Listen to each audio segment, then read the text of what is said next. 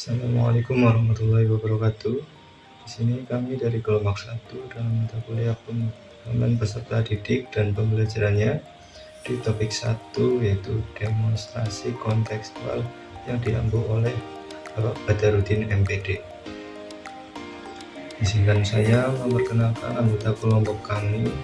Itu yang pertama saya sendiri, Andika Dwianova, yang kedua Dewi Septianingsih, yang kedua Istimatul Amalia, yang keempat Ismi Rahmawati, dan yang kelima Septi Amalia Nugraini.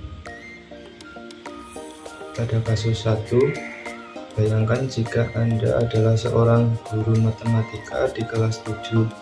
Saat ini Anda hendak menyampaikan materi mengenai matematika sosial, yakni mencari nilai rata-rata atau MEN. Untuk memudahkan peserta didik dalam memahami pembelajaran, Anda mencoba untuk membuat urutan atau langkah-langkah yang perlu diikuti oleh peserta didik agar dapat mencari nilai rata-rata pada sebuah soal.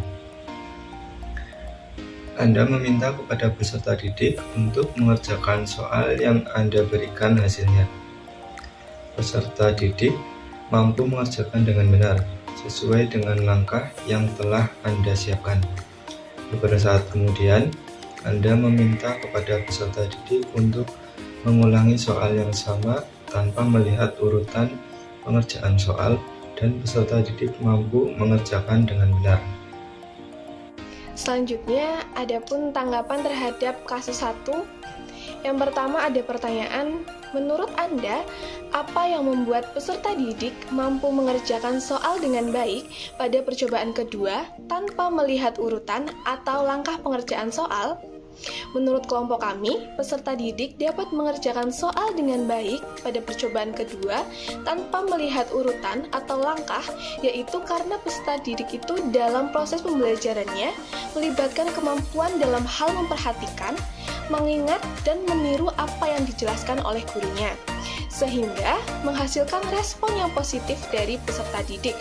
Contohnya, mereka dapat mengerjakan soal tanpa melihat contoh soal sebelumnya. Pertanyaan kedua yaitu, sebagai seorang calon guru, dalam kegiatan belajar yang seperti apa metode di atas dapat diterapkan? Kemudian elaborasi jawaban Anda dengan menyertakan teori yang berkaitan.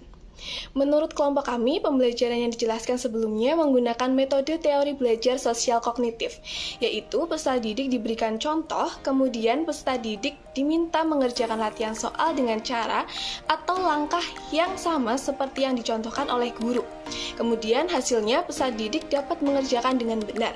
Kemudian peserta didik diminta mengerjakan soal yang sama, hasilnya peserta didik dapat mengerjakan soal dengan baik. Menurut kami, kegiatan yang sesuai dengan penerapan metode tersebut adalah kegiatan pembelajaran yang melibatkan aktivitas berpikir seperti mengidentifikasi, membandingkan, dan menganalisis.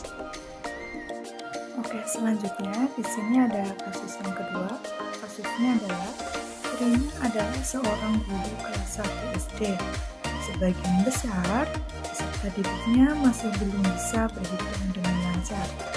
Rina sedang memikirkan cara yang sesuai untuk membantu setiap peserta didik menyelesaikan tantangan belajarnya. Terus, di sini ada pertanyaan, menurut Anda, apa yang dapat Rina lakukan untuk membantu peserta didiknya sesuai dengan tahapan perkembangannya? Oke, baik. Menurut hasil dari diskusi kelompok kami, dalam kasus ini, peserta didik kelas 1 itu berada pada tahap perkembangan pra-operasional atau di dalam rentan usia 2-7 tahun.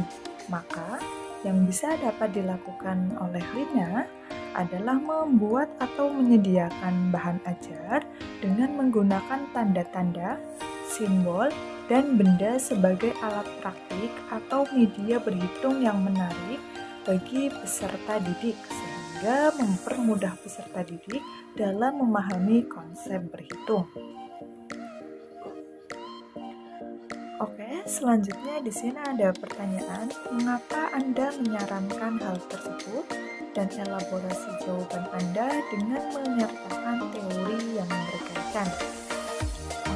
Jadi menurut hasil dari diskusi kelompok kami, berdasarkan teori yang berkaitan dengan kasus di atas, teori yang digunakan adalah teori perkembangan kognitif pada tahap praoperasional, yaitu menurut Gentileschi pada tahun 1954.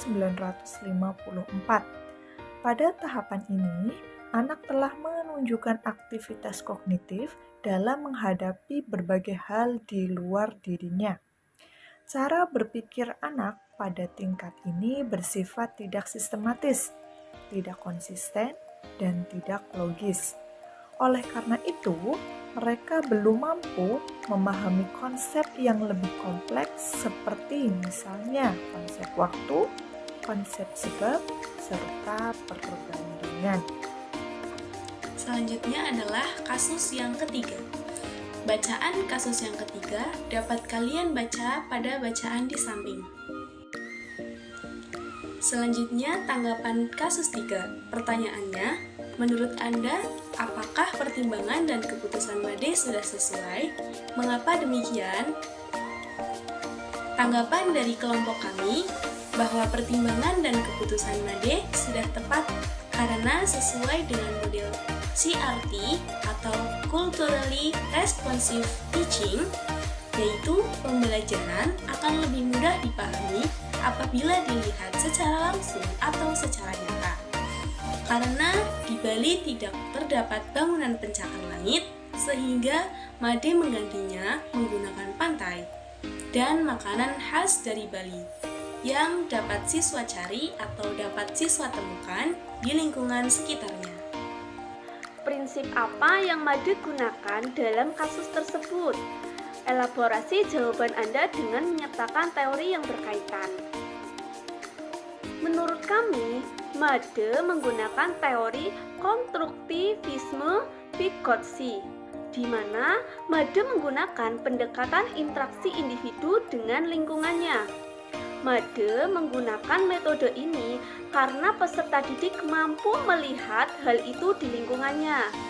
Jika Made tetap mengikuti apa yang terdapat di buku, peserta didik hanya akan berimajinasi tentang bentuk atau desain bangunan-bangunan pencakar langit yang akhirnya berdampak kepada kurangnya pemahaman peserta didik atas apa yang diajarkan oleh Made. Sekian penjelasan dari kelompok kami.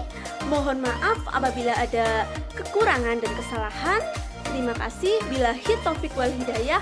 Wassalamualaikum warahmatullahi wabarakatuh.